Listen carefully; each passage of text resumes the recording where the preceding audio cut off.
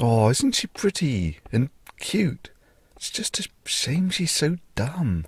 Oh, now, Thunderfoot, how can you besmirch a pretty young thing like that? Justify yourself, man.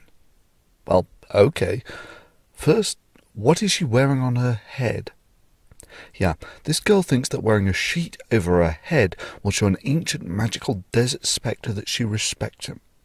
But shouldn't we respect her faith and religion? Well, no. Simply no. And I'll tell you why. You see, all cults and religions put up these barriers to make it harder to leave. They have repetitive rituals that socially make it hard to leave the religion. And I have to give it to it, Islam is king when it comes to these barriers. For instance, wear a sheet on your head and it will show an ancient magical desert genie that you respect him. And if you don't, you are instantly recognizable as a social pariah. I mean, come on, why would an all-powerful god really care about what you wear on your head? Or shaving is evil and growing a beard will please the ancient desert magical pixie. And of course, not conforming will make you instantly recognizable as a social pariah. But come on, why would a powerful god actually care what happens to what comes out of the hair follicles on your face? Or get down on your knees 5 times a day. After all, praying 5 times as often might not be any more effective than a prayer convention in Texas praying for rain. But damn, 5 times a day makes it virtually impossible for your typical herding human to escape the claws of the religion. And then, of course, leave Islam and we will kill you. What is the penalty for leaving the Muslim faith? To be honest, I cannot back that point up. Dr. Mukadam, what is the penalty for apostasy?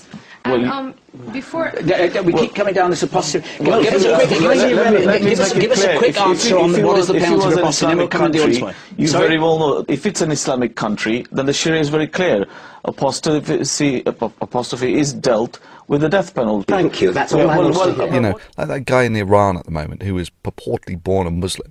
So now that he's grown up and says that he's a Christian, this obviously means that under Islamic law, as practiced in an Islamic country, that he should be executed. It's all designed to create social conformity to the religion and to make it harder to leave. So no, I have no respect, none whatsoever, for a woman who embraces the very tools of her social thraldom, no matter how well it's accessorized. To me, putting a sheet over your head to appease some desert spectre commands exactly as much respect as putting a box of ramen noodles down your jockstrap to show the flying spaghetti monster how much you love him. But that's not the only reason this Islamic makeup girl is dumb.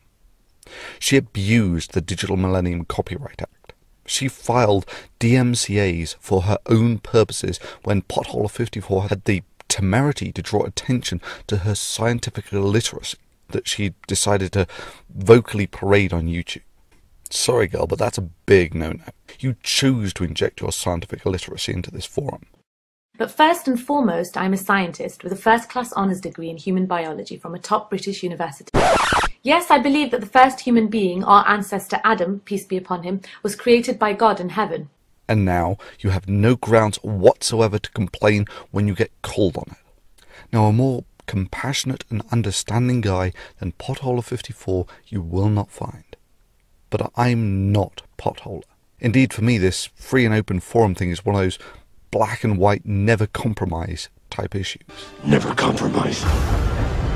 Not even in the face of Armageddon. That's always been the difference between us, Daniel. You see, when you filed those DMCAs, you claimed under penalty of perjury, a criminal offence, that you owned the copyright. And when the counter notices were filed and you did not sue, you de facto lost. Indeed, you can be sued for doing it.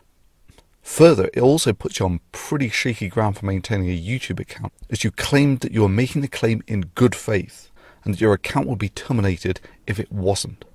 Now, I've got a pretty dim view of commercial makeup bimbos, Islamic or not, who elect to abuse a legal instrument designed for the physical protection of copyright because their skin, albeit very heavily chemically treated skin, isn't thick enough to take the mildest of criticisms from the most mild-mannered folks like Potholer54.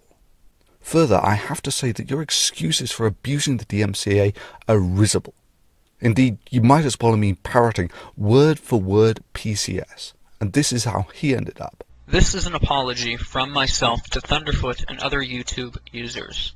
I confirm that the contents of this apology are true and accurate. My username on YouTube is VenomFangX. As many of you may know, there has been a dispute between Thunderfoot and myself over the past few weeks. We have resolved that dispute, and as part of the resolution, I am here to express my regret for the misuse of the Digital Millennium Copyright Act to serve takedown notices in relation to a number of Thunderfoot's videos on YouTube.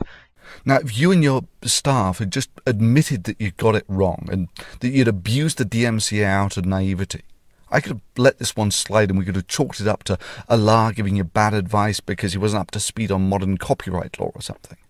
But that's not what happened. You acted like you'd done nothing wrong, and that's bull, and it sets a lousy precedent. And that's why I'm making this video. So you can file a DMCA against this video in bad faith if you want. And when you lose the counter notice, we will see if YouTube makes good on its promise to terminate the accounts of those who persistently abuse the legal instrument of the DMCA.